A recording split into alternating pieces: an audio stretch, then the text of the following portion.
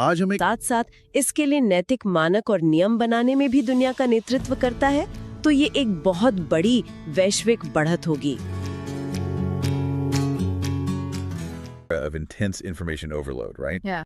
You are constantly being told to launch a side hustle on one hand Absolutely. Grind culture. and then passively set and forget your portfolio on the other. So understanding which of these levers actually drives wealth velocity is how you cut through that noise. That phrase right there, wealth velocity, the title just feels like a deliberate provocation to me. It does, yeah. Like the source does not use the term wealth accumulation or wealth preservation. It demands that we look at this entirely through the lens of speed. Right. But velocity in a mechanical sense, it implies both speed and direction. What's fascinating here is how the text forces us to measure success not just by the final destination, but by the rate of acceleration. Yeah. It is demanding an evaluation of these two financial strategies, Yeah. the active income growth and the fixed passive investing, strictly by how rapidly they compound your net worth. Right.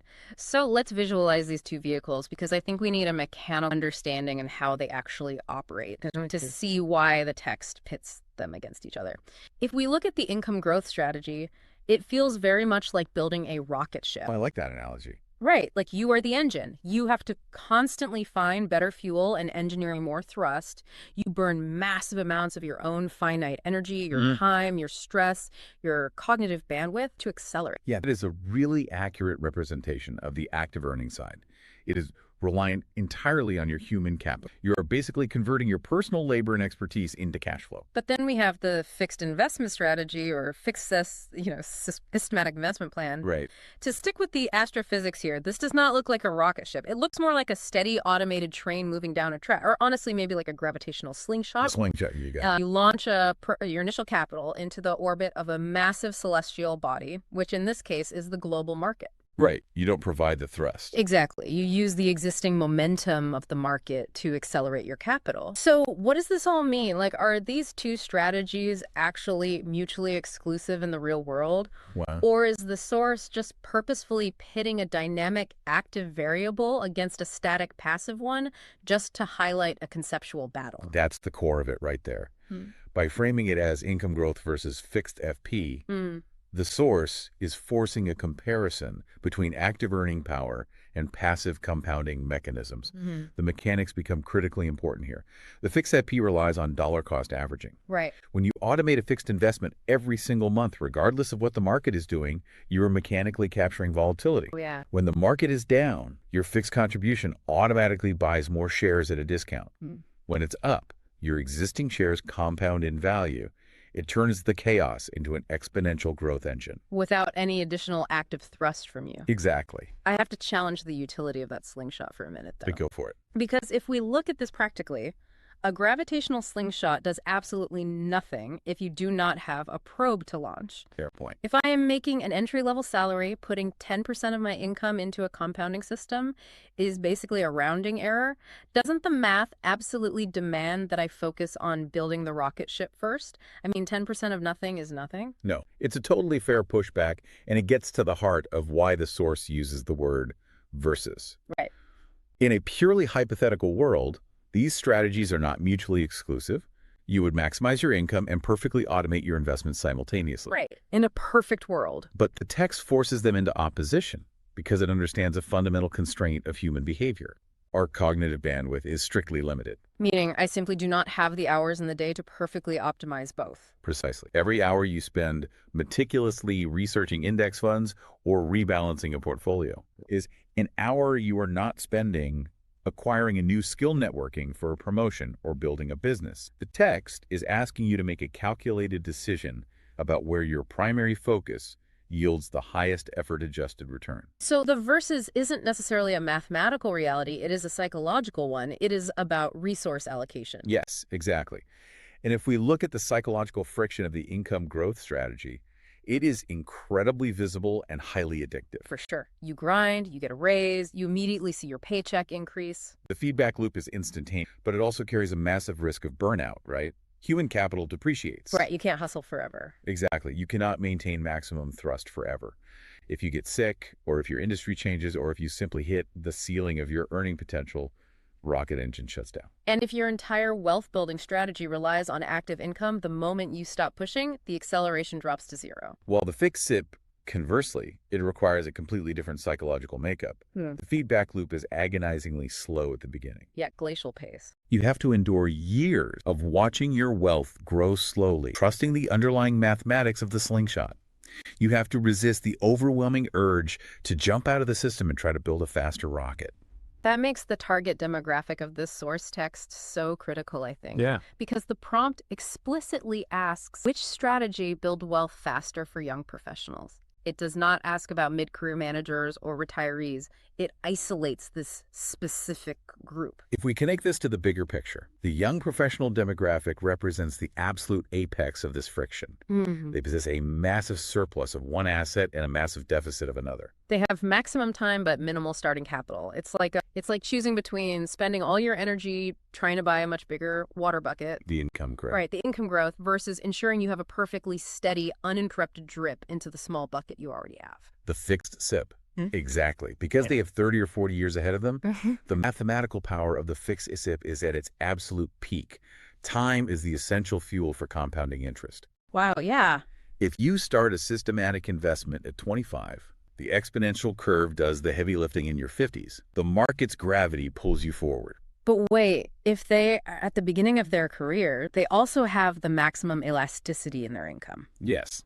Like if you are making $50,000 a year, doubling your income to $100,000 requires a completely different level of effort than trying to double a $400,000 salary later in life. Which is why the tension is so pronounced for them. They are standing at the absolute optimal starting line for both strategies. All right, right. The text highlights this critical juncture because the choice they make dictates the architecture of their entire financial future.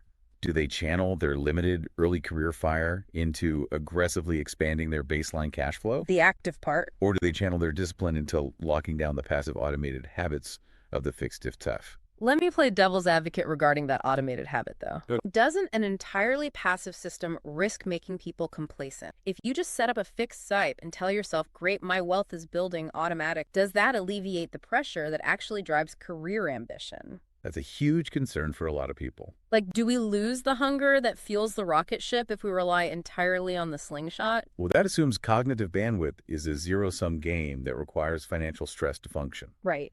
In reality, behavioral economics suggests the opposite. Automating the investment process actually frees up your cognitive bandwidth. Interesting.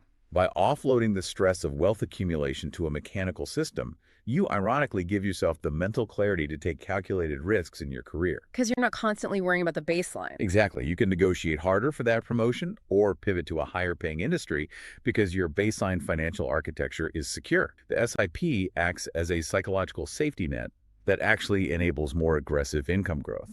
So by choosing the passive strategy for your capital, you are strategically hoarding your active energy for your career. That flips the whole lazy argument on its head. It does. And this raises an important question about how we define velocity. The source asks, which strategy builds wealth faster? But it leaves the definition of velocity completely open to interpretation. But how can velocity be subjective? Isn't it just a hard metric, like dollars over time? If you only measure raw dollars in a chronological vacuum, the income growth strategy almost always looks faster initially. Because you're forcing it. Right. If you hustle and triple your salary in 4 years, your bank account grows rapidly. The rocket covers a lot of ground right out of the gate. But the cost of that fuel is astronomical. Precisely. If we redefine faster to mean the wealth generated per unit of ongoing effort, the mathematics shift entirely. I see. A systematic investment plan is automated. Once the infrastructure is built, the ongoing effort approaches zero. So are you building wealth faster when you are working 80-hour weeks to secure a massive bonus? Or are you building wealth faster when your portfolio generates that exact same bonus amount while you are literally sleeping? Wow, that is a staggering way to frame it. It forces you to calculate your risk-adjusted effort. Yeah. Like, are you measuring your wealth by the sweat equity required to maintain it, or by the frictionless momentum it generates independently of your labor? The brilliance of the source text is that it refuses to provide a neat, unified theory. It presents the tension and demands that the reader self-evaluate. It asks you to look at your own inherent biases. It is basically a mirror. Exactly. If you are naturally ambitious, highly active, and perhaps a bit of a control freak, you read income growth versus fixed SIPE, and you immediately gravitate toward the rocket ship. Yep. You believe you can out-earn any market average by sheer force of will. But if you are someone who values systems, efficiency, and sustainability, you look at the same text and conclude that relying on human capital is a massive vulnerability. Because you know you'll get tired eventually. Right. You recognize that you will get sick or simply older, and you choose to build the automated infrastructure immediately. I think we also need to address the mathematical threshold where these two strategies cross paths because they don't exist in isolation forever, right? No, they don't. There is a point in a wealth-building timeline where the slingshot overtakes the rocket regardless of how hard you push the engine. And that is the life cycle of wealth. In the early stages of a career, your savings rate driven by your income growth dictates your net worth. But as the fixed P compounds over a decade or two, the mathematical reality flips. Your portfolio returns eventually dwarf your annual contributions. Exactly. There comes a year where the 8 or 10% return on your invested capital generates more raw cash than your entire annual salary. Which is the dream rate. Right. And at that threshold, the debate presented by the text resolves itself. Your financial capital has officially eclipsed your human capital. The effort required to further increase your active income yields a diminishing return compared to the sheer gravitational force of your compounding portfolio. Which proves why the text specifically targets the young professional. If you wait until you are 45 to start the fixed SEEP, your human capital will likely plateau before your financial capital has enough time to achieve that massive exponential growth. You are forcing yourself to fly the rocket ship forever because you missed the window to launch the probe into orbit. You are permanently locking yourself into an active effort paradigm. And the sheer exhaustion of maintaining that active income growth without a passive compounding system beneath it is what leads to catastrophic financial burnout. Okay, let's pull all of these mechanics together. We have deconstructed a remarkably dense piece of source material today. The text presents a highly critical binary for you to consider. The active pursuit of income growth versus the automated discipline of fixed investment strategies, or fixed SEEP. It is the ultimate showdown between burning your own finite energy for immediate thrust versus building the infrastructure to capture the infinite momentum of the market. And what this deep dive has revealed is that this text is not just an abstract theory, right? It is a direct challenge to evaluate where you are currently directing your own wealth-building energy. Absolutely. Like, are you exhausting yourself trying to build a bigger engine, pouring all of your cognitive bandwidth into your active income while completely neglecting the exponential math of an automated system? Or have you set up your SIP only to realize you are starving it of capital because you haven't pushed yourself to grow your baseline earning power? Source forces you to define your own metric for velocity. It demands that you calculate the actual physical cost of the speed you are trying to achieve. It is a phenomenal framework for anyone trying to cut through the financial noise. But before we wrap up, I want to leave you with one final thought to ponder that builds on everything we have discussed about this race for speed.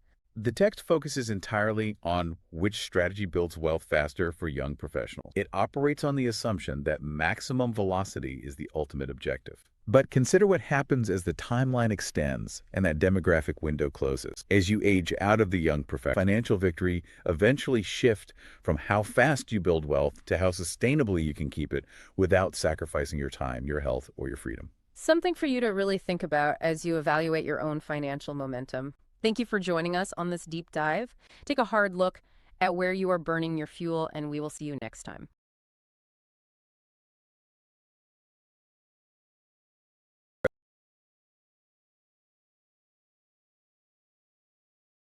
Today, we're taking on a mission to completely deconstruct a really provocative piece of writing. Yeah, it's a fascinating one. It really is. It basically argues that your bank isn't just providing you a financial service, it's building a casino, and you are the mark. Which is a heavy claim, right? Exactly. So we're focusing on one single, sharply written source text today. It's titled Excerpts from the Invisible Architect of Debt: How Banks Trap You in EMI and Credit Card Debt, and then in parentheses, and you don't realize it. It's quite a title. There's a lot packed into just those few words. Right. And that's our goal for today. We want to unpack all those heavy implications in that title and really explore how the source frames modern banking, not as a service, but as this unseen, calculated mechanism designed to capture you. Yeah, the premise here is essentially a total inversion of how we usually view personal finance. I mean, in just a handful of words, this text strips away all that polished bank marketing. It totally re-examines it as a system of, Well, deliberate engineered capture. Okay, let's unpack this. Think about the last time you walked into a really high-end casino. Yeah, the lights, the sounds. Exactly. There's this immediate expectation of entertainment. You walk in, the lights are flashing, the carpets are, incredibly plush so your feet don't get tired. The dealers are smiling at you. Right. You enjoy the games, maybe you get a complimentary drink, and you just feel entirely in control of your night out, like you're the guest of honor. But you're missing the invisible design. Exactly. What you don't immediately register is the absolute lack of clocks on the walls. No windows anywhere either. Right. Complete absence of windows to the outside world. And the layout of the slot machines is this deliberate, confusing maze. None of that is an accident. No, it's a highly deliberate, meticulously calculated architectural choice. Designed to keep you inside, playing and spending money for as long as humanly possible. You think you're just enjoying a night out, while the entire environment is quietly working against you. That casino scenario it's the absolute perfect definition of invisible design. The building itself is manipulating your behavior, but it maintains this perfect illusion that you have total autonomy. You feel like you're making all the choices. Right. And that leads us directly into the first major concept of our source text. If we're sitting inside this casino, who built it? The invisible architect. Exactly. What's fascinating here is that the text focuses so heavily on that specific phrase, the invisible architect. It doesn't frame consumer debt as a personal failure. Or like a mathematical error you made on your spreadsheet. Right, or a run of bad luck.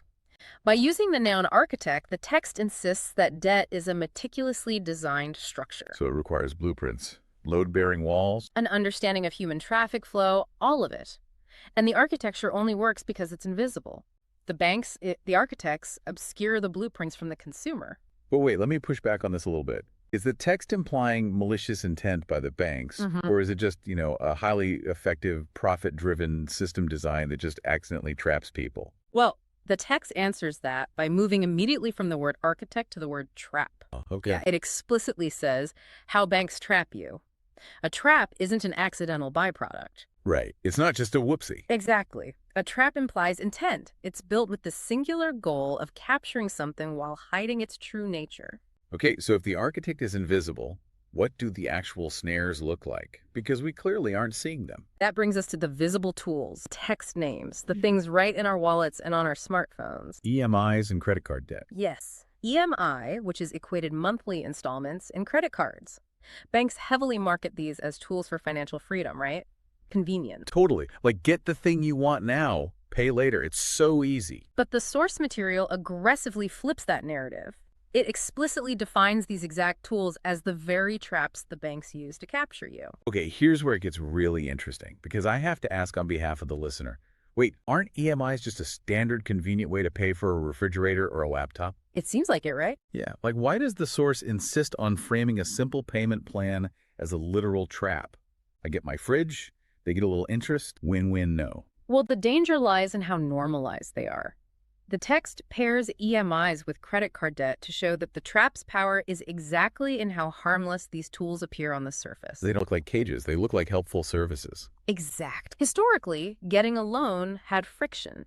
You had to go to a bank, talk to a loan officer, sign piles of paperwork. That friction gave you time to think. To really feel the weight of what you were borrowing. Right. But the modern invisible architect has spent billions to eliminate that friction. Like those little instant buy now, pay later buttons at digital checkouts. Exactly. You buy a $1,200 laptop online, and the checkout page doesn't scream $1,200 at you. It highlights a button saying, just $50 a month. So they're doing the math for you and reshaping the reality of the purchase. Yes, it's behavioral economics. By chopping up that big, scary number into 12 tiny numbers, they bypass your brain's natural pain of paying. Because pulling out $1,200 in cash hurts. It physically hurts your brain, yes. But $50, your brain says, oh, that's nothing. But you're still dedicating hours or days of your future labor to the architect. Wow. Your mortgaging income you haven't even earned yet? And that's the EMI. It's the entry point. It trains your brain to view future unearned income as already spent. So if the EMI is the snare, the credit card is? The credit card is the deep end of the pool, revolving credit. With an EMI, there's an end date. With a credit card, it's a continuous loop. Because they encourage you to just pay the minimum balance. Exactly. So if these traps are sitting in plain sight, why do so many people fall into them? That brings us to the final psychological element of the source text, right? Yes, the text ends with that parenthetical, and you don't realize it. The blind spot. That is the absolute linchpin of the whole argument. The success of the invisible architect relies entirely on you never realizing you're in a cage. So what does this all mean? It's kind of that old boiling frog analogy, isn't it? Oh, that's a perfect way to put it. Yeah, you don't realize the water's getting hotter until you're already cooked. The trap isn't something that violently snaps shut on your leg. No, it doesn't hurt when it happens. You walk into it willingly, you think you're in control, you get your 2% cash back, you feel like a savvy optimizer beating the system. But the rewards points are just the complimentary drinks on the casino floor. Oh man, that's so true. They want you to feel smart so you keep swiping. If we connect this to the bigger picture, this phrasing completely shifts the blame. No, so. Well, usually society places a huge burden of shame on the person in debt. The narrative is you lack discipline, you're bad with money, it's a moral failing. Like it's entirely your fault you couldn't do the math. Exactly. But by framing debt as an invisible architecture designed to trap you without you realizing it, the text removes that traditional shame. It puts the responsibility squarely on the bank's deceptive practices. Yes. It says you aren't failing, you're just being out-engineered by massive institutions with billions of dollars and teams of behavioral psychologists. That is incredibly validating. Yeah. You're fighting an asymmetric war. You really are. Okay, let's summarize the profound narrative spun by this really short text, because it's a lot to take in. It definitely is. The source argues that your debt is not a personal failing. It is the result of an invisible, calculated architecture designed by banks to trap you. Using everyday tools, right? EMI, credit cards. And keeping you entirely unaware of the capture. Disguising the snare as a bridge. Exactly. So why does this matter to you, the listener? Because simply being aware that this invisible architect exists is the very first step. The first step to seeing the walls of the trap. Right. Once you see the casino for what it is, you can finally find the exit. You can avoid it. You regain your autonomy. Absolutely. Well, before we close out this deep dive, we want to leave you with a final provocative thought to mull over on your own. Something to really think about next time you're out shopping. Yeah. If the everyday conveniences of EMIs and credit cards are actually an invisible architecture designed to trap us without us realizing it? What else is? Right. Yeah. But other perfectly normal financial conveniences in your life are actually beautifully designed cages. It really makes you look at every convenience fee or subscription slightly differently. It absolutely does. Keep an eye out for those missing clocks, everyone. Thanks for joining us on this deep dive.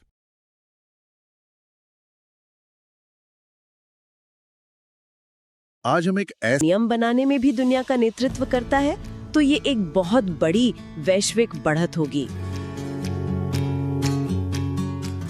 आज हम एक के साथ साथ इसके लिए नैतिक मानक और नियम बनाने में भी दुनिया का नेतृत्व करता है, तो ये एक बहुत बड़ी वैश्विक बढ़त होगी। नमस्ते। आज हमारे पास जो स्रोत है वो कोई लंबी चौड़ी रिपोर्ट नहीं है, बल्कि सिर्फ एक लाइन है, एक शीर्षक, मेटावर्स भारत की आर्थिक क्रांति।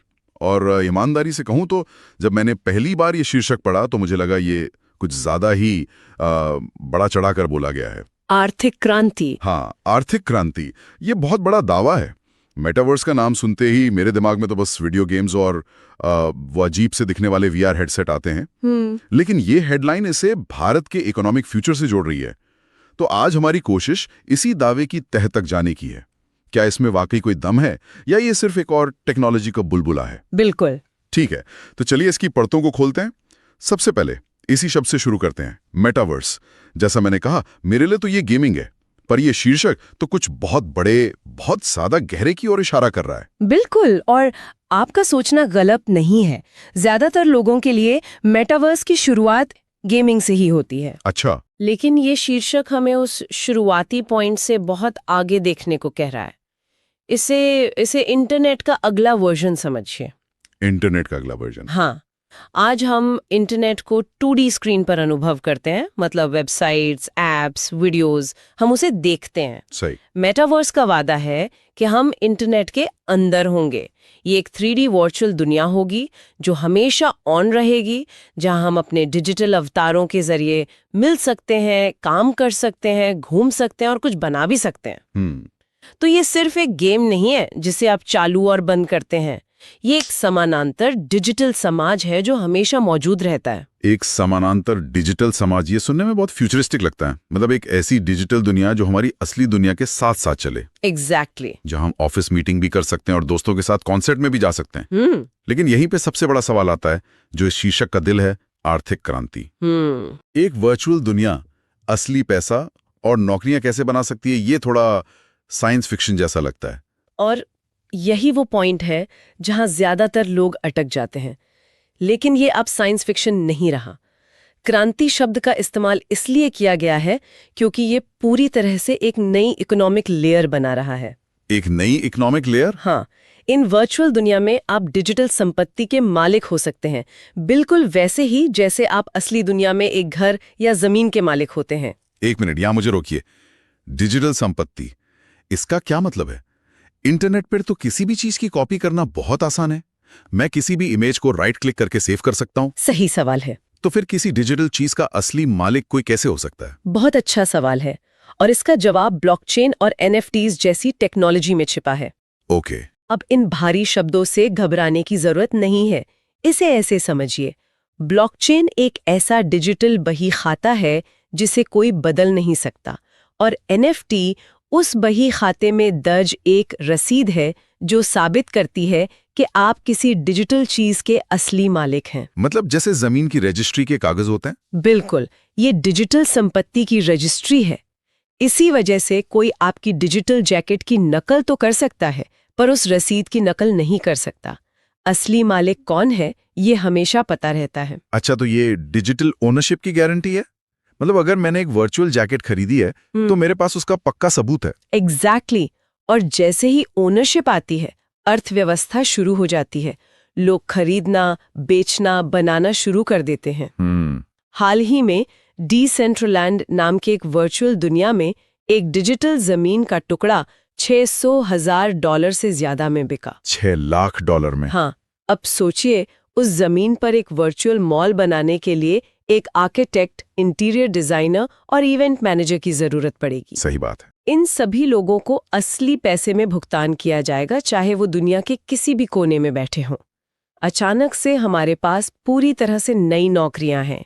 वर्चुअल रियल एस्टेट एजेंट, अवतार fashion designer, digital art gallery के क्यूरेटर। वाह! तो ये सिर्फ एक छोटा मोटा बदलाव नहीं है, ये काम करने और पैसे कमाने के तरीके में एक बुनियादी बदलाव की संभावना है।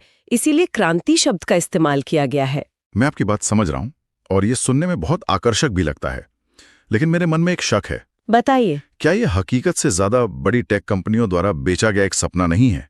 90s में भी .com को लेकर ऐसा ही उत्साह था, लेकिन बहुत सारे वादे हवा में ही रह गए। इस बार अलग क्या है? कहीं ये सिर्फ हाइप तो नहीं? आपका शक जायज है। .com बबल एक बहुत बड़ा सबक था, लेकिन दो बड़े फर्क हैं। पहला, उस वक्त टेक्नोलॉजी तैयार नहीं थी। अच्छा। इंटरनेट स्पीड बहुत धीमी थी, ग्राफिक्स बहुत बेसिक थे। आज हमारे पास high speed internet, powerful gaming engine और ब्लॉकचेन जैसी टेक्नोलॉजी है जो उस विजन को हकीकत बना सकती है। और दूसरा? और दूसरा है कल्चरल शिफ्ट। आज की युवा पीढ़ी अपना बहुत सारा समय फोर्टनाइट, रोब्लॉक्स और माइनक्राफ्ट जैसी गेमिंग दुनिया में बिता रही है। सही। उनके लिए डिजिटल पहचान, डिजिटल दोस्त और डिजिटल सामान उतना ही असली है जितना फिजिकल। वे पहले से ही मेटावर्स के एक शुरुआती वर्जन में जी रहे हैं। मतलब ये अब ऊपर से थोपा गया सपना नहीं है? नहीं, ये एक जमीनी हकीकत है जो धीरे धीरे आकार ले रही है। ठीक है, तो टेक्नोलॉजी और कल्चर दोनों तैयार है। ये एक पूरी नई डिजिटल अर्थव्यवस्था की संभावना है। लेकिन इस शीर्षक में खासतौर पर भारत का जिक्र क्यों है? ये क्रांति अमेरिका या चीन में क्यों नहीं? क्योंकि भारत के पास कुछ ऐसे तुरुप के इक्के हैं जो किसी और देश के पास नहीं है। जैसे कि? का सबसे युवा देश है। हमारी 65% से ज्यादा आबादी 35 साल से कम उम्र के है। ये वो पीढ़ी है जो डिजिटल दुनिया में पली बड़ी है, जो नई टेक्नोलॉजी को बहुत तेजी से अपनाते हैं। बिल्कुल। दूसरा, हमारा जबरदस्त IT टैलेंट पूल।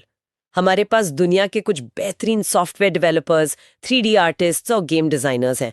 हम सर्विस देने में माहिर हैं, लेकिन मेटावर्स हमें प्रोडक्ट बनाने का मौका देता है। और शायद तीसरा, हमारी क्रिएटर इकोनॉमी। एग्जैक्टली, ये सबसे महत्वपूर्ण पॉइंट है। आज भारत के छोटे छोटे शहरों और गांवों से लोग YouTube, Instagram पर कंटेंट बना रहे हैं और उससे पैसे कमा रहे हैं। हाँ, ये तो है। ये क्रिएटर इकोनॉमी पहले से मौजूद है। मेटावर्स उन्हें बस एक नया 3D कैनवस देता है। ये दिलचस्प है।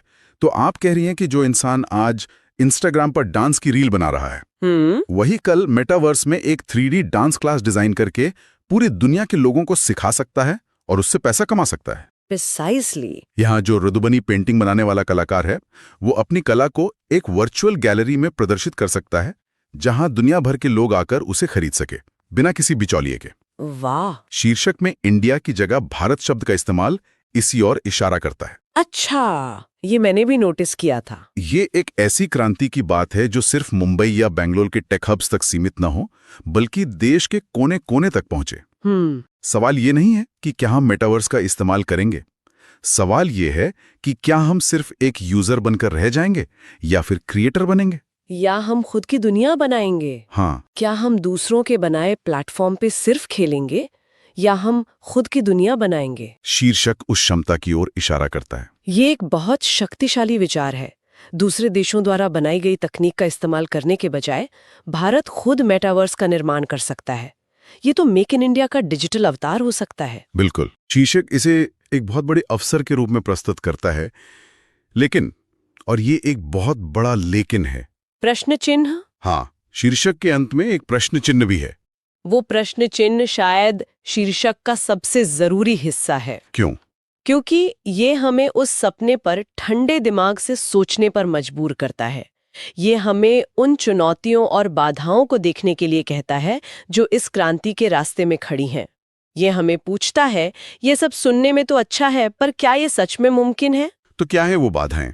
सबसे पहली चीज जो मेरे दिमाग में आती है वो है डिवाइस और इंटरनेट। मेटावर्स का अच्छा अनुभव लेने के लिए हाई स्पीड 5G इंटरनेट और महंगे VR हेडसेट चाहिए होंगे। भारत में अभी भी एक बहुत बड़ी आबादी है जिसके पास एक अच्छा स्मार्टफोन या भरोसेमंद इंटरनेट तक नहीं है।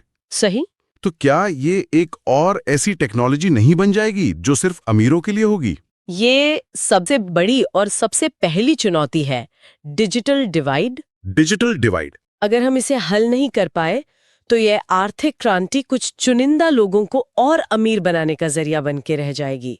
सरकार और कंपनियों को यह सुनिश्चित करना होगा कि सस्ते डिवाइस और किफायती डेटा की पहुंच गांव-गांव तक हो। और इंफ्रास्ट्रक्चर के अलावा इसके अलावा है गवर्नेंस। इन वर्चुअल दुनिया के नियम कौन बनाएगा? अगर किसी के अवतार के साथ कोई फ्रॉड या हरासमेंट होता है तो वो डिजिटल पुलिस के पास जाएगा। अच्छा पॉइंट है। डेटा प्राइवेसी का क्या होगा? हमारी डिजिटल पहचान, हमारी बातचीत, हम क्या खरीदते हैं, ये सब डेटा है। इसे कौन कंट्रोल करेगा? इन सब चुनौतियों में से आपको क्या लगता है भारत के लिए सबसे बड़ी बाधा क्या है?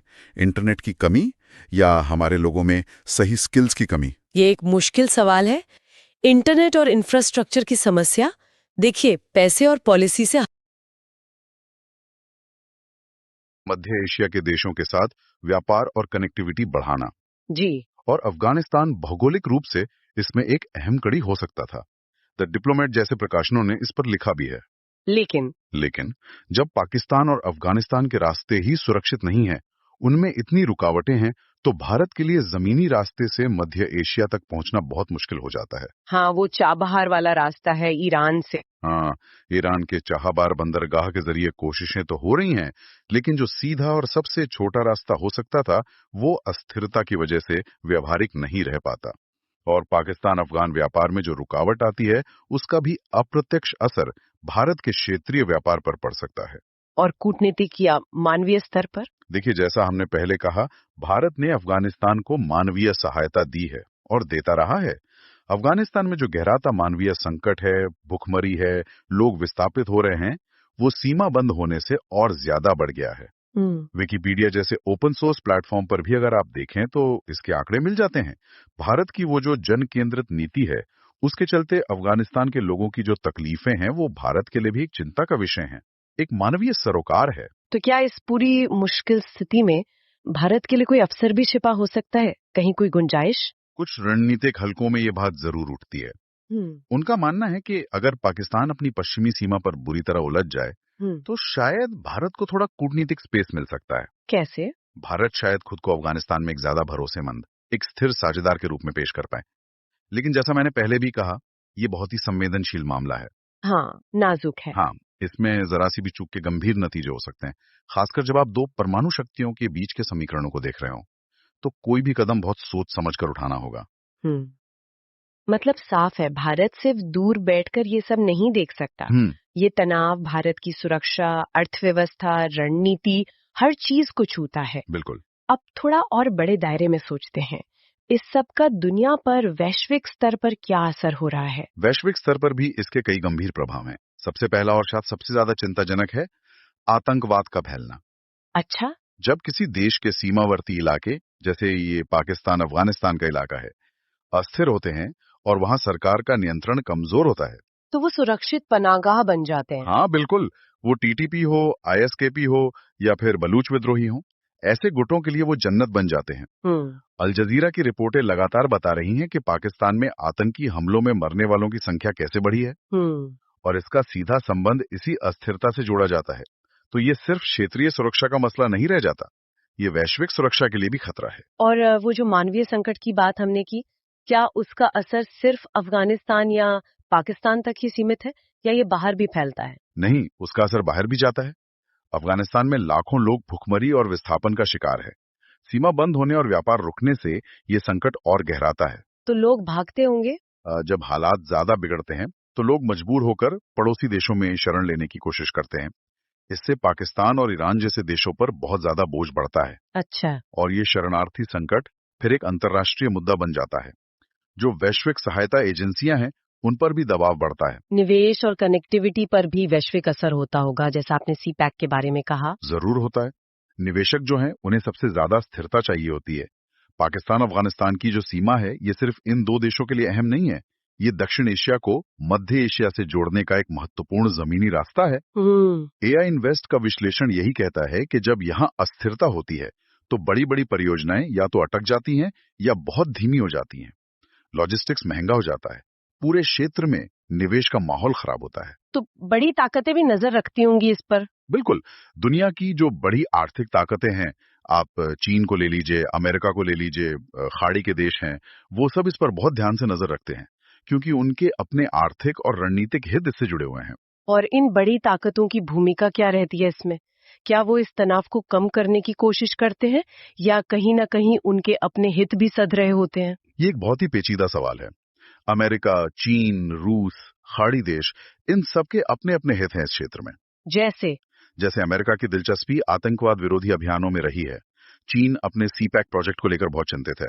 रूस चाहता है कि मध्य एशिया में स्थिरता बनी रहे, जिसका रास्ता यहीं से होकर जाता है।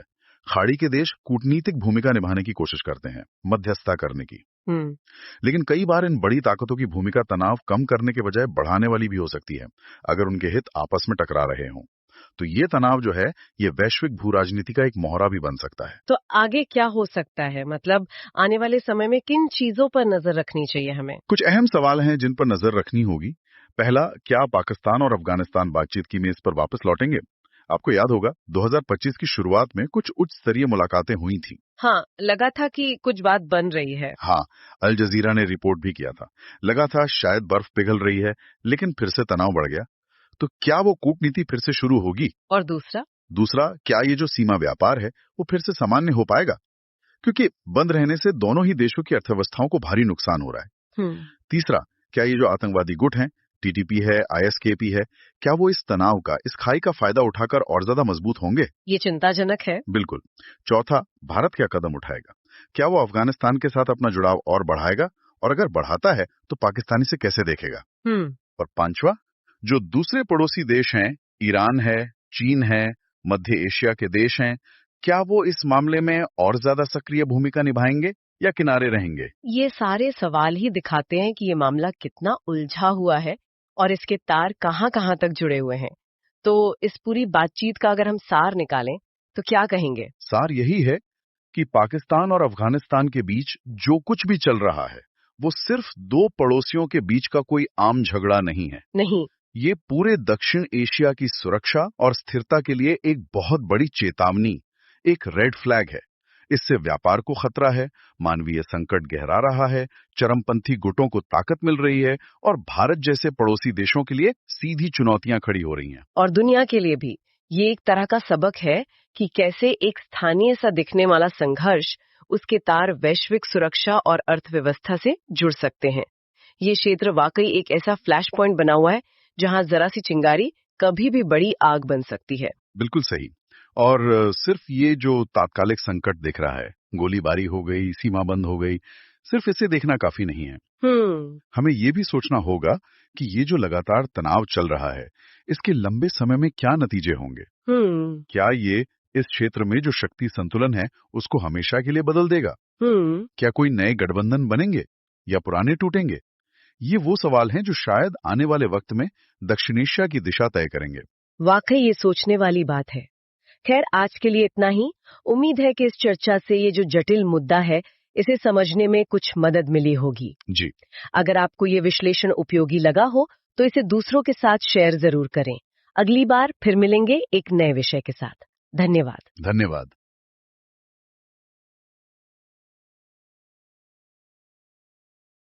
मध्य एशिया के देशों के साथ व्यापार और कनेक्टिविटी बढ़ाना, जी। और अफगानिस्तान भौगोलिक रूप से इसमें एक अहम कड़ी हो सकता था। द डिप्लोमेट जैसे प्रकाशनों ने इस पर लिखा भी है।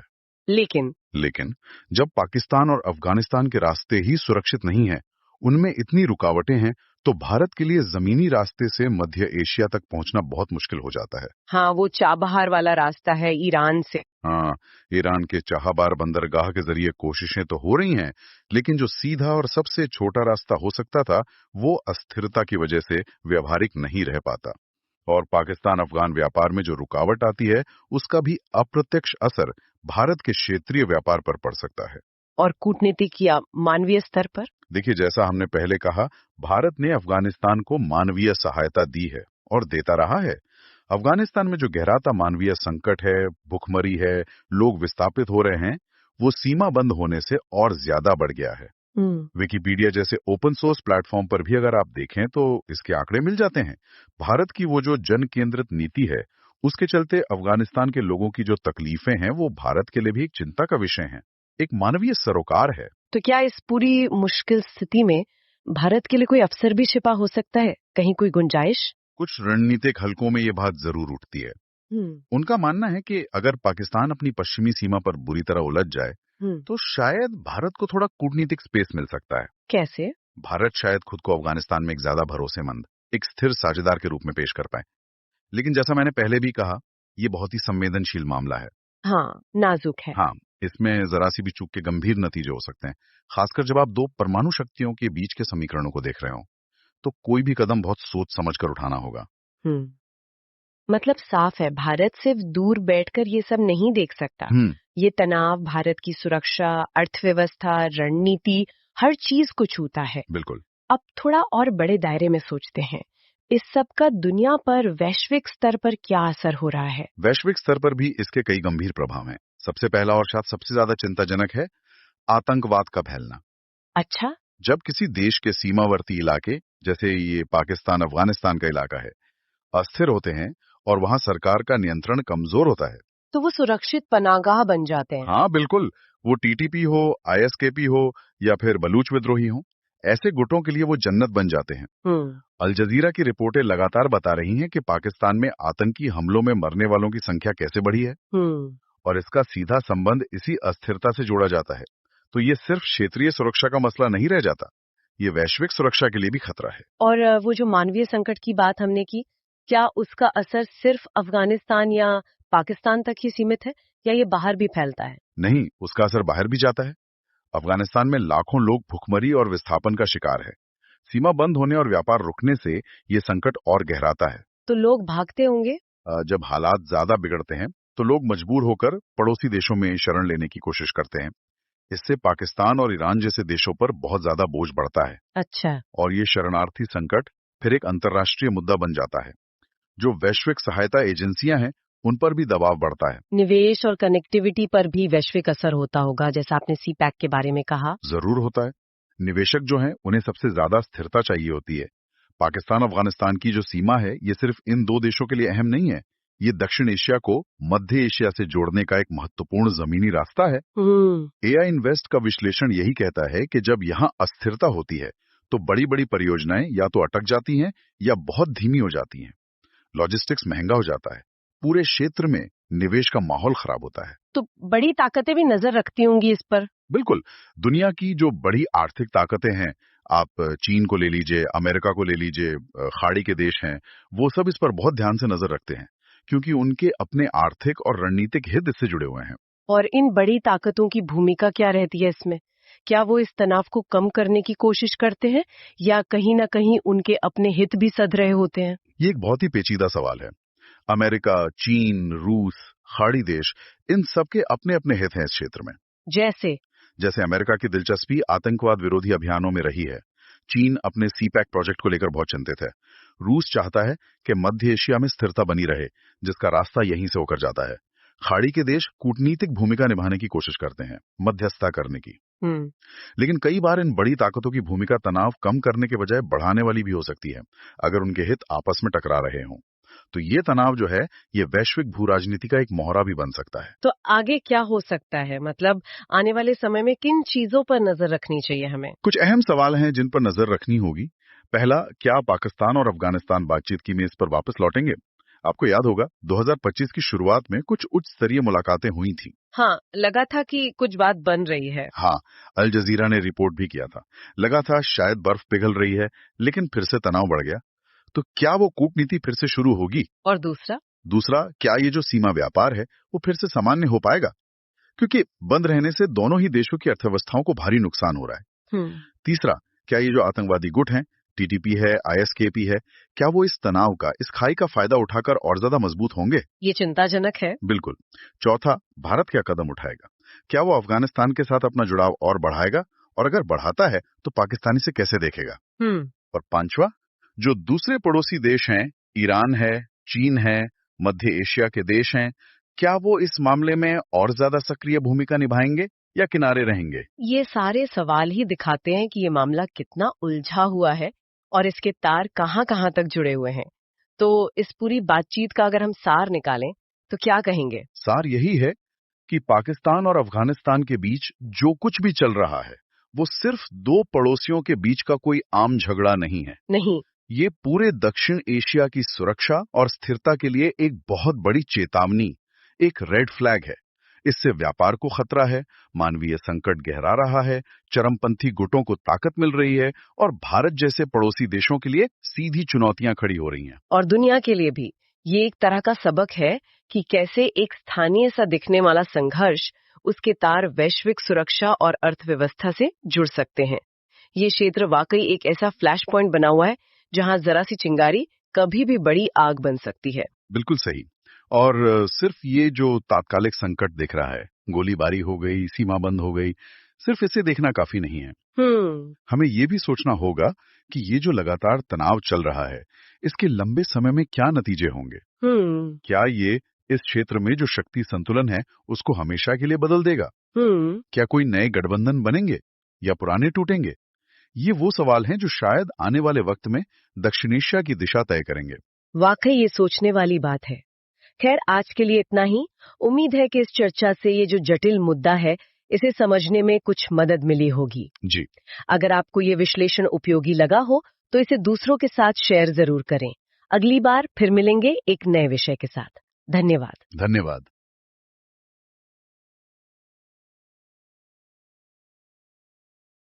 नमस्कार। आज हम एक ऐसे मुद्दे पर बात कर रहे हैं जो दक्षिण एशिया में लगातार गरमाया हुआ है। पाकिस्तान और अफगानिस्तान के बीच का ये बढ़ता हुआ तनाव। जी।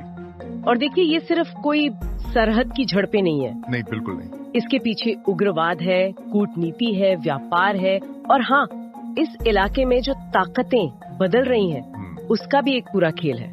सही कहा। हमने कई सारे लेख और रिसर्च देखे हैं और कोशिश रहेगी कि उनसे जो जरूरी बातें हैं वो निकालकर पूरी तस्वीर को थोड़ा समझने की कोशिश करें। बिल्कुल, क्योंकि जो सतह पर दिखता है, जैसे मान लीजिए सीमा पर गोलीबारी हो गई या क्रॉसिंग बंद हो गई, हाँ, वो असल में कई गहरी और काफी पुरानी समस्याओं का नतीजा है। जी। इसमें वो टीटीपी, तहरीके तालिबान पाकिस्तान जैसे गुटों का मसला है। दोनों देशों की अपनी व्यापार की जरूरतें हैं। फिर अफगानिस्तान की जो मानवीय स्थिति है वो है, और हाँ, जो बड़ी क्षेत्रीय ताकतें हैं उनकी अपनी चालें भी हैं इसमें। तो चलिए सीधे वहीं से शुरू करते हैं जहां से ताजा तनाव भड़का। अक्टूबर 2025 में क्या हुआ था उस वक्त? हाँ, अक्टूबर 2025 में जो मुख्य घटना हुई वो थी पाकिस्तान का अपनी मुख्य सीमा चौकियां, खासकर तोरखम और चमन, अच्छा, वो बड़ी वाली। हाँ जी, उनको बंद कर देना। और इसका असर फौरन पड़ा, हजारों लोग, ट्रक, पूरा व्यापार सब थम सा गया। और ये बंद क्यों किया गया? वजह थी दोनों देशों के जो सुरक्षा बल हैं उनके बीच काफी गंभीर, मतलब घातक गोलीबारी हुई थी। ओके। अब इस गोलीबारी को लेकर भी दोनों तरफ से बिल्कुल अलग अलग बातें सामने आई। क्या कहा गया? अफगानिस्तान की तरफ से जो दावा आया, जैसा एपी न्यूज ने भी रिपोर्ट किया, कि उन्होंने पाकिस्तान की तरफ से कथित हवाई हमले हुए थे, उसके जवाब में कार्रवाई की। और उनका दावा था कि 58 पाकिस्तानी सैनिक मारे गए और उन्होंने कुछ 25 चौकियों पर कब्जा भी कर लिया। 58? ये तो बहुत बड़ा नंबर है। पाकिस्तान ने क्या कहा? हाँ, पाकिस्तान ने इन आंकड़ों को बिल्कुल खारिज कर दिया। रॉयटर्स, एपी न्यूज सबने रिपोर्ट किया कि पाकिस्तान ने माना कि हाँ, उनके सैनिक हताहत हुए हैं, लेकिन संख्या बहुत कम बताई। अच्छा। और साथ में उन्होंने ये भी दावा किया कि उन्होंने अफगानी चौकियों को तबाह किया है। तो जाहिर है सच जो है वो इन दो बयानों के बीच कहीं है। और ये पहली बार तो हुआ नहीं होगा, ये सीमा बंद होना या झड़पें? नहीं, बिल्कुल नहीं। ये एक पैटर्न सा बन गया है। मिसाल के तौर पर इसी साल, मतलब 2025 में ही मार्च में भी तोरखम क्रॉसिंग करीब 1 महीने बंद रही थी। 1 महीना? हाँ, और रॉयटर्स ने रिपोर्ट किया था कि इससे दोनों तरफ बहुत भारी आर्थिक नुकसान हुआ था। तो ये जो बार बार हो रहा है, ये दिखाता है कि तनाव कितना गहरा है। तो फिर ये जो ताजा घटनाएं हुई, इनके पीछे की असल वजह क्या है?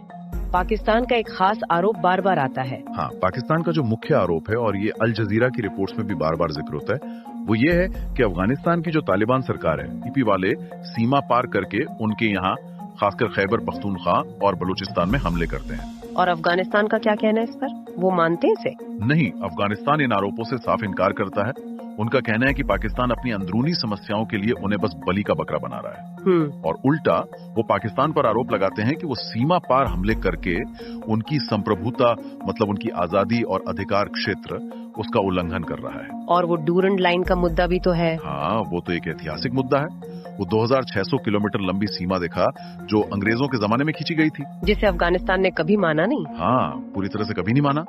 तो ये सीमा विवाद भी इस तनाव की एक बहुत पुरानी और गहरी जड़ है। तो मतलब एक तरफ टीटीपी का मुद्दा, दूसरी तरफ ये संप्रभुता का सवाल, और साथ में व्यापार और लोगों की आवाजाही में रुकावटें, ये सब मिलकर तो एक बहुत ही विस्फोटक मिक्सचर बना रहे हैं। बिल्कुल। और इसका असर सिर्फ इन 2 देशों तक तो सीमित नहीं रहता होगा, पूरे इलाके पर, क्षेत्रीय स्तर पर क्या प्रभाव पड़ रहा है इसका? नहीं, बिल्कुल नहीं। असर पूरे दक्षिण एशिया पर पड़ रहा है। सबसे पहले तो सुरक्षा का पहलू देखिए। जब से अगस्त 2021 में अफगानिस्तान में तालिबान वापस सत्ता में आया है, हाँ। तब से पाकिस्तान के जो सीमावर्ती इलाके हैं, हाँ, खैबर पख्तूनख्वा, बलूचिस्तान, बिल्कुल, वहाँ आतंकवादी हमलों में एक खतरनाक तेजी आई है। डॉन अखबार जैसे पाकिस्तानी मीडिया इस पर लगातार रिपोर्ट कर रहे हैं। और इसकी वजह क्या समझी जाती है? क्या तालिबान के आने से इन गुटों को खुली छूट मिल गई है या कोई और बात है? वजह कई हैं, मिली जुली हैं। एक तो ये कि देखिए, टीटीपी और अफगान तालिबान के बीच मतलब वैचारिक और ऐतिहासिक रिश्ते तो रहे हैं, भले ही अब काबुल की सरकार खुलकर इससे इनकार करें। दूसरा ये कि ये जो सीमा का इलाका है, ये पहाड़ी है, दुर्गम है, तो लड़ाकों को छिपने और वहां से ऑपरेट करने में आसानी होती है। अच्छा। और तीसरा, जो राजनीतिक अस्थिरता है और सीमा पर जो नियंत्रण की कमी है, उसका फायदा ये सारे गुट उठाते हैं। यहाँ ये समझना जरूरी है कि ये खतरा सिर्फ पाकिस्तान तक ही सीमित नहीं है। शायद टीटीपी के अलावा और भी तो गुट है वहाँ, जैसे आईएसकेपी। हाँ, बिल्कुल। Islamic State Khorasan province, ISKP भी वहाँ सक्रिय है, और दूसरे भी छोटे मोटे गुट हैं। और इन सबके कनेक्शन सिर्फ इसी इलाके तक नहीं है, बल्कि क्षेत्रीय और वैश्विक स्तर पर भी हैं। तो क्या ये कहना ठीक होगा कि पाकिस्तान अफगानिस्तान सीमा की ये जो अस्थिरता है, ये पूरे दक्षिण एशिया की सुरक्षा के लिए एक तरह के टाइम बॉम्ब जैसी है? ये कहना शायद ज्यादा नहीं होगा। देखिए, जब सीमा पर राज्य का नियंत्रण कमजोर होता है, तो वो इलाके चरमपंथी विचारधाराओं और लड़ाकों के लिए एक बहुत ही सुरक्षित पनागाह बन जाते हैं। और यहाँ से वो न सिर्फ पाकिस्तान बल्कि मध्य एशिया और हो सकता है उससे भी आगे तक अस्थिरता फैलाने की क्षमता रखते हैं। सुरक्षा के अलावा आर्थिक मोर्चे का क्या हाल है? हमने सीमा बंद होने की बात की, इसका व्यापार पर कितना गहरा असर पड़ा है? असर बहुत गहरा पड़ा है। न्यूज अलर्ट जैसे स्रोत बता रहे हैं कि पाकिस्तान ने खुद माना है कि अफगानिस्तान के साथ उनका जो व्यापार है उसमें भारी गिरावट आई है। अच्छा। हाँ, और ये सिर्फ वो आधिकारिक व्यापार नहीं है जो रिकॉर्ड में आता है। जो अनौपचारिक व्यापार होता है, जिसे स्मगलिंग भी कह सकते हैं, वो भी बुरी तरह से प्रभावित हुआ है। ट्रकों की वो लंबी लंबी कतारें, माल का सड़ जाना, व्यापारियों को नुकसान, ये सब आम तस्वीरें बन गई हैं वहाँ। और अफगानिस्तान के लिए तो ये स्थिति और भी मुश्किल होती होगी क्योंकि वो तो एक लैंडलॉक देश है। बिल्कुल, अफगानिस्तान अपनी जरूरत की बहुत सारी चीजों के लिए, खासकर खाने पीने का सामान, दवाइयाँ, इन सब के लिए काफी हद तक पाकिस्तान के रास्ते होने वाले आयात पर निर्भर है। तो जब सीमा बंद होती है तो वहाँ चीजों की किल्लत हो जाती है, कीमतें आसमान छूने लगती हैं, और जो पहले से ही वहाँ एक मानवीय संकट चल रहा है। हाँ, वो भूखमरी वाली खबरें। हाँ, लाखों लोग तो पहले ही भूखमरी के कगार पर हैं। ये बंदिशें उस संकट को और ज्यादा गहरा देती हैं। इस अस्थिरता का असर क्या चीन पाकिस्तान आर्थिक गलियारे मतलब सीपैक जैसी बड़ी क्षेत्रीय परियोजनाओं पर भी पड़ रहा है? निश्चित रूप से पड़ रहा है। सीपैक चीन का एक बहुत बड़ा महत्वाकांक्षी प्रोजेक्ट है। उसका एक अहम हिस्सा पाकिस्तान से होकर गुजरता है जी, और उसकी कनेक्टिविटी को लेकर अफगानिस्तान से भी जुड़ाव की बातें होती रही हैं। अब एनवेस्ट जैसे जो विश्लेषण हैं वो बताते हैं कि जब पाकिस्तान अफगानिस्तान सीमा पर सुरक्षा की स्थिति बिगड़ती है तो सीपैक भी असुरक्षित हो जाता है। हाँ, उससे जुड़े जो रूट हैं, जो प्रोजेक्ट्स हैं, वो भी असुरक्षित हो जाते हैं। इससे न सिर्फ चीन की चिंता बढ़ती है बल्कि जो दूसरे निवेशक हैं वो भी इस क्षेत्र में पैसा लगाने से कतराने लगते हैं, हिचकिचाते होंगे। बिल्कुल, ये अस्थिरता एक तरह से इस पूरे आर्थिक गलियारे के लिए एक सुरक्षा का बोझ बन जाती है। तो कुल मिलाकर देखें तो ये तनाव जो है, ये सुरक्षा, अर्थव्यवस्था और क्षेत्रीय जुड़ाव तीनों के लिए एक बहुत बड़ी चुनौती है। सही। अब जरा भारत के नजरिए से इस चीज को देखते हैं। इस पूरे घटनाक्रम का भारत पर क्या असर पड़ रहा है? भारत के लिए इसके सीधे और कई तरह के मायने हैं। देखिए, भारत के रिश्ते पाकिस्तान और अफगानिस्तान दोनों के साथ ही बहुत जटिल रहे हैं। हाँ, वो तो है। सबसे पहले तो रणनीतिक और सुरक्षा के लिहाज से अगर देखें, अफगानिस्तान में जब भी अस्थिरता बढ़ती है तो एक चिंता हमेशा रहती है कि वहाँ कहीं चरमपंथी गुटों को ज्यादा पैर जमाने की जगह न मिल जाए और उसका असर भारत तक पहुँच सकता है। हाँ, ये आशंका हमेशा बनी रहती है कि ऐसे गुटों का असर कहीं कश्मीर या भारत के दूसरे सीमावर्ती इलाकों तक ना पहुँच जाए। ये भारत की सुरक्षा के लिए एक सीधी चिंता है। भारत तो अफगानिस्तान में काफी निवेश भी करता रहा है, इंफ्रास्ट्रक्चर में, मानवीय सहायता में। क्या ये तनाव भारत की उस नीति को प्रभावित करता है? बिल्कुल करता है। द टाइम्स ऑफ इंडिया जैसे भारतीय मीडिया में भी इस पर अक्सर बात होती है। भारत की कोशिश रही है कि अफगानिस्तान के साथ सीधे रिश्ते बनाए जाएं, वहाँ के लोगों की मदद की जाए। वो जन केंद्रित नीति जिसे कहते हैं। हाँ बिल्कुल, जन केंद्रित नीति। इसमें वो बांध बनाना, संसद भवन बनाना, अनाज भेजना, ये सब शामिल है। लेकिन जब अफगानिस्तान खुद ही अंदरूनी मुश्किलों में या अपने पड़ोसियों के साथ संघर्ष में उलझ जाता है तो भारत के लिए वहाँ प्रभावी ढंग से काम करना या अपने हितों को साधना मुश्किल हो जाता है। और पाकिस्तान के साथ जो ये तनाव है, ये इसमें एक और मुश्किल परत जोड़ देता है। एक सवाल ये भी उठता है कि क्या इस स्थिति का असर भारत के प्रति पाकिस्तान के रवैये पर भी पड़ सकता है? मतलब अगर पाकिस्तान का ध्यान और संसाधन पश्चिम की तरफ ज्यादा लग रहे हैं तो क्या पूरब में यानी भारत वाली सीमा पर कुछ बदलाव आ सकता है? ये एक संभावना है जिस पर रणनीतिकार नजर जरूर रखते हैं। ऐसा सोचा जा सकता है कि अगर पाकिस्तान अपनी पश्चिमी सीमा पर ज्यादा उलझता है तो शायद भारत के साथ लगी सीमा पर उसकी जो आक्रामकता है उसमें कुछ कमी आए। लेकिन ये एक बहुत ही नाजुक समीकरण है। दूसरी तरफ पाकिस्तान में अगर अस्थिरता बढ़ती है तो उसका उल्टा असर भी हो सकता है। हो सकता है वो अंदरूनी दबाव को कम करने के लिए भारत की तरफ तनाव बढ़ा दे। तो ये कोई सीधा गणित नहीं है। सही कहा। अच्छा, आर्थिक तौर पर भारत के लिए क्या मायने हैं? क्या हमारे व्यापार या कनेक्टिविटी प्लान पर कोई असर पड़ता है? हाँ, बिल्कुल पड़ता है। भारत की एक बड़ी महत्वाकांक्षा है मध्य एशिया के देशों के साथ व्यापार और कनेक्टिविटी।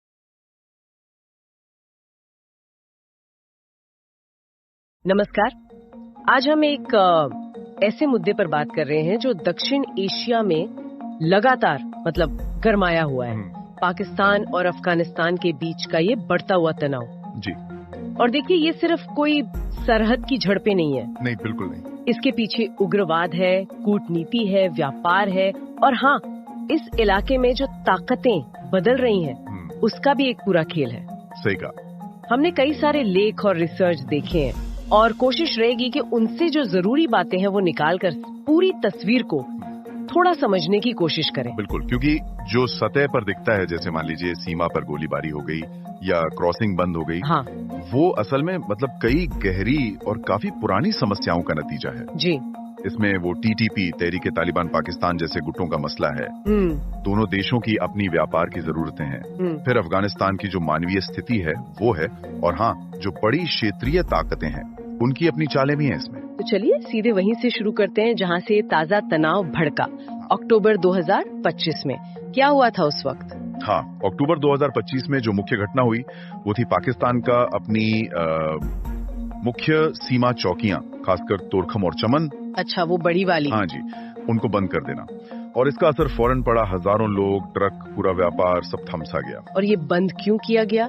वजह थी दोनों देशों के जो सुरक्षा बल हैं उनके बीच काफी गंभीर, मतलब घातक गोलीबारी हुई थी। ओके। अब इस गोलीबारी को लेकर भी दोनों तरफ से बिल्कुल अलग अलग बातें सामने आई। क्या कहा गया?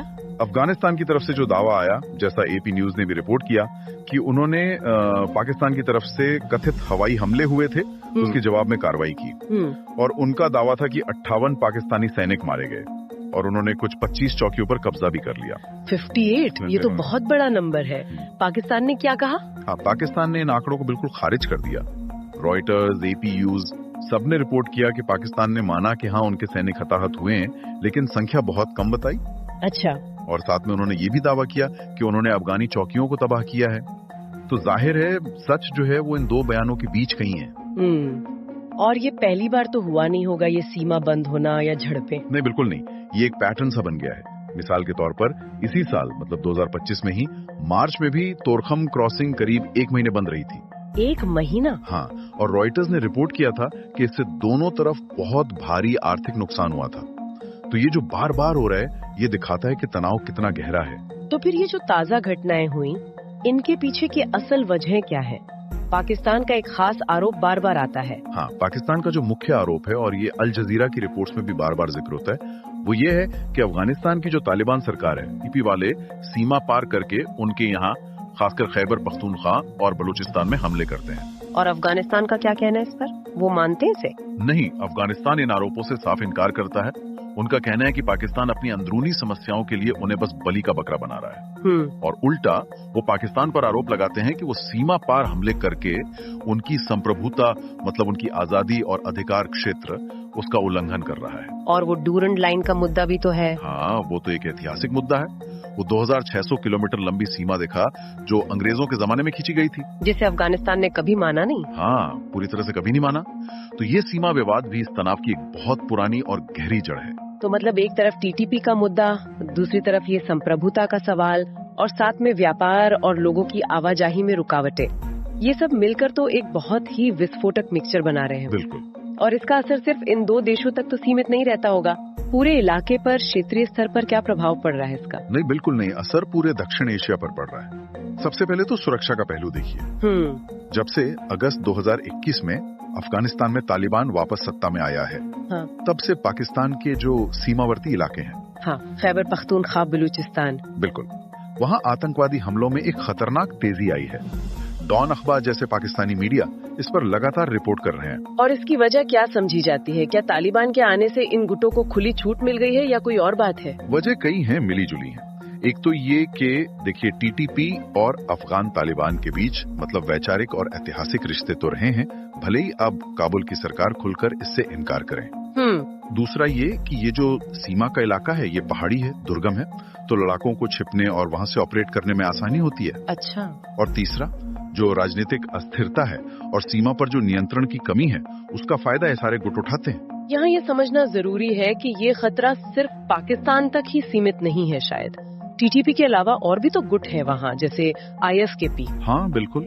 Islamic State Khorasan province, ISKP भी वहाँ सक्रिय है, और दूसरे भी छोटे मोटे गुट हैं। और इन सबके कनेक्शन सिर्फ इसी इलाके तक नहीं है, बल्कि क्षेत्रीय और वैश्विक स्तर पर भी हैं। तो क्या ये कहना ठीक होगा कि पाकिस्तान अफगानिस्तान सीमा की ये जो अस्थिरता है, ये पूरे दक्षिण एशिया की सुरक्षा के लिए एक तरह के टाइम बॉम्ब जैसी है?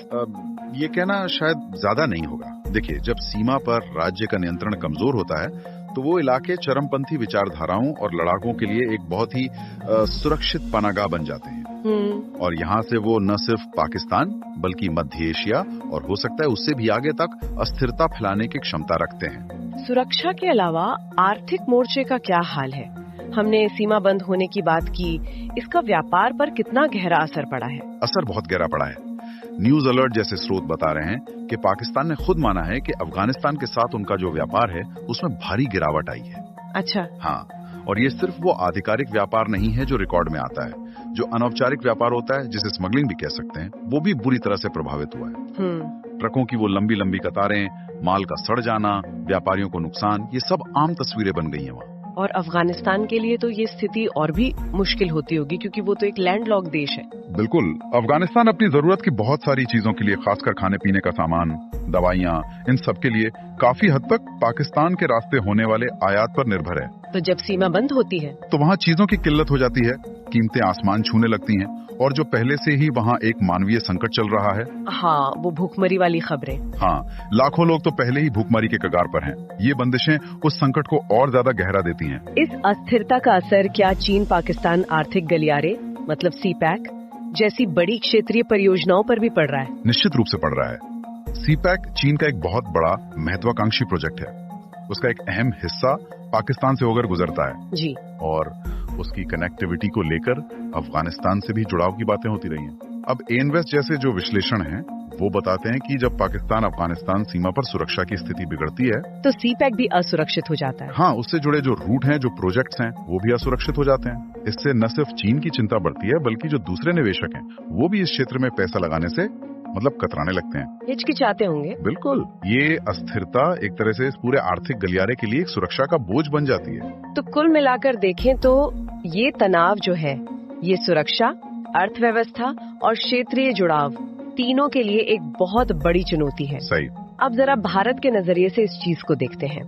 इस पूरे घटनाक्रम का भारत पर क्या असर पड़ रहा है? भारत के लिए इसके सीधे और कई तरह के मायने हैं। देखिए, भारत के रिश्ते पाकिस्तान और अफगानिस्तान दोनों के साथ ही बहुत जटिल रहे हैं। हाँ, वो तो है। सबसे पहले तो रणनीतिक और सुरक्षा के लिहाज से अगर देखें, अफगानिस्तान में जब भी अस्थिरता बढ़ती है तो एक चिंता हमेशा रहती है कि वहाँ कहीं चरमपंथी गुटों को ज्यादा पैर जमाने की जगह न मिल जाए, और उसका असर भारत तक पहुँच सकता है। हाँ, ये आशंका हमेशा बनी रहती है कि ऐसे गुटों का असर कहीं कश्मीर या भारत के दूसरे सीमावर्ती इलाकों तक ना पहुँच जाए। ये भारत की सुरक्षा के लिए एक सीधी चिंता है। भारत तो अफगानिस्तान में काफी निवेश भी करता रहा है, इंफ्रास्ट्रक्चर में, मानवीय सहायता में। क्या ये तनाव भारत की उस नीति को प्रभावित करता है? बिल्कुल करता है। द टाइम्स ऑफ इंडिया जैसे भारतीय मीडिया में भी इस पर अक्सर बात होती है। भारत की कोशिश रही है कि अफगानिस्तान के साथ सीधे रिश्ते बनाए जाएं, वहाँ के लोगों की मदद की जाए। वो जन केंद्रित नीति जिसे कहते हैं। हाँ, बिल्कुल, जन केंद्रित नीति। इसमें वो बांध बनाना, संसद भवन बनाना, अनाज भेजना, ये सब शामिल है। लेकिन जब अफगानिस्तान खुद ही अंदरूनी मुश्किलों में या अपने पड़ोसियों के साथ संघर्ष में उलझ जाता है, तो भारत के लिए वहाँ प्रभावी ढंग से काम करना या अपने हितों को साधना मुश्किल हो जाता है। और पाकिस्तान के साथ जो ये तनाव है, ये इसमें एक और मुश्किल परत जोड़ देता है। एक सवाल ये भी उठता है कि क्या इस स्थिति का असर भारत के प्रति पाकिस्तान के रवैये पर भी पड़ सकता है? मतलब अगर पाकिस्तान का ध्यान और संसाधन पश्चिम की तरफ ज्यादा लग रहे हैं, तो क्या पूरब में यानी भारत वाली सीमा पर कुछ बदलाव आ सकता है? ये एक संभावना है जिस पर रणनीतिकार नजर जरूर रखते हैं। ऐसा सोचा जा सकता है कि अगर पाकिस्तान अपनी पश्चिमी सीमा पर ज्यादा उलझता है, तो शायद भारत के साथ लगी सीमा पर उसकी जो आक्रामकता है, उसमें कुछ कमी आए। लेकिन ये एक बहुत ही नाजुक समीकरण है। दूसरी तरफ पाकिस्तान में अगर अस्थिरता बढ़ती है, तो उसका उल्टा असर भी हो सकता है। हो सकता है वो अंदरूनी दबाव को कम करने के लिए भारत की तरफ तनाव बढ़ा दे। तो ये कोई सीधा गणित नहीं है। सही कहा। अच्छा, आर्थिक तौर पर भारत के लिए क्या मायने हैं? क्या हमारे व्यापार या कनेक्टिविटी प्लान पर कोई असर पड़ता है? हाँ, बिल्कुल पड़ता है। भारत की एक बड़ी महत्वाकांक्षा है मध्य एशिया के देशों के साथ व्यापार और कनेक्टिविटी